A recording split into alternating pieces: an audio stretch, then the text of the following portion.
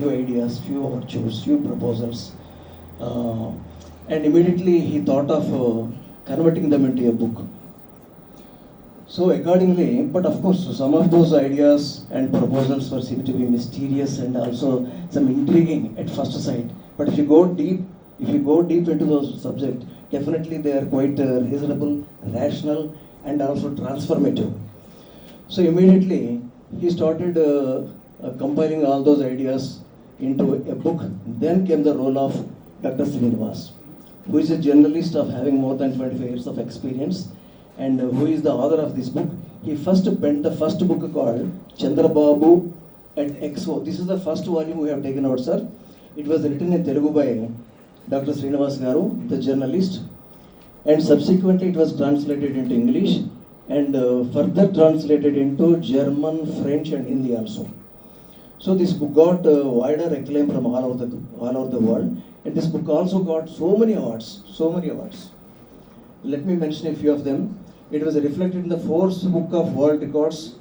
It was also reflected in the Asian Book of World Records, World Excellence Book of Records, and so many awards were also received by Dr. Srinivas for penning this book.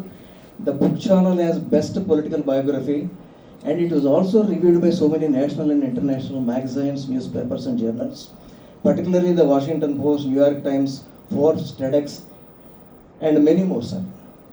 So this has got a wider acclaim, wider popularity all over the world. So this inspired us to take out the next book, sir.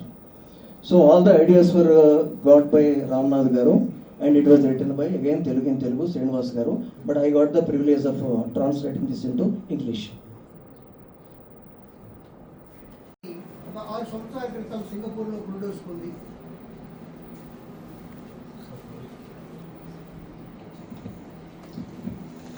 మాతృభూమి పితృభూమి జన్మభూమిరా భరత మాత సత్యచరిత కల్పవల్లిరా అనే ఈ భరత భూమిలో పుట్టిన చంద్రబాబు నాయుడు గారు ఒక అసాధారణ నాయకుడిగా మనందరికీ తెలుసు. చంద్రబాబు గారు ప్రపంచ నేతల్లో అతి కొద్ది మందిని ఆదర్శంగా తీసుకునే వాళ్ళలో లీకాన్యూ గారు ముఖ్యులు. ఆ లీకాన్యూ గారి పద్ధతులను, ఆలోచనలను స్టడీ చేసి ప్రజాపాలనలో చాలా మార్పులు చేసి ఆంధ్రప్రదేశ్ని అభివృద్ధి పథంలో నడిపిస్తున్నారు. అలాంటి లీకాన్యూ గారి కలలుగన్న నగరంలో ఈరోజు CBN at 361 degree పాలిమాత్ అనే బుక్ మనం ఆవిష్కరించుకోవడం ఒక గొప్ప అదృష్టంగా భావిస్తున్నాము.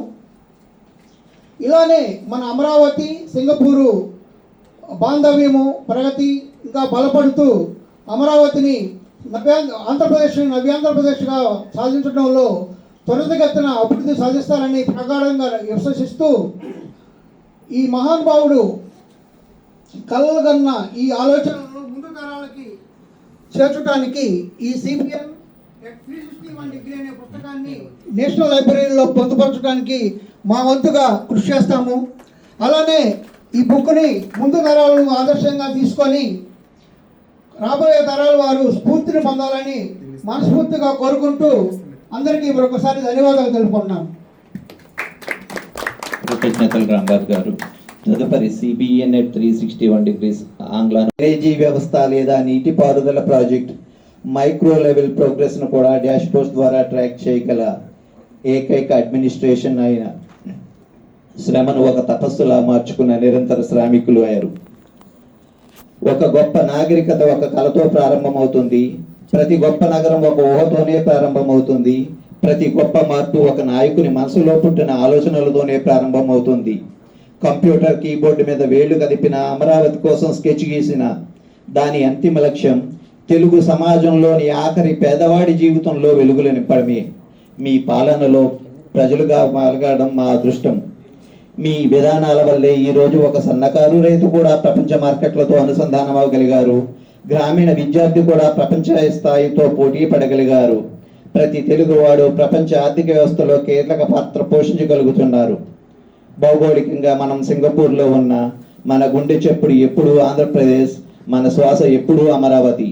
జయ హో అమరావతి, జయ హో ఆంధ్రప్రదేశ్. కార్యక్రమానికి ప్రారంభోపన్యాసం అందించవలసిందిగా కాకతీయ సాంస్కృతిక పరివారం సింగపూర్ అధ్యక్షులు శ్రీ రాంబాబు పాతూరి గారిని ఆహ్వానిస్తున్నాము.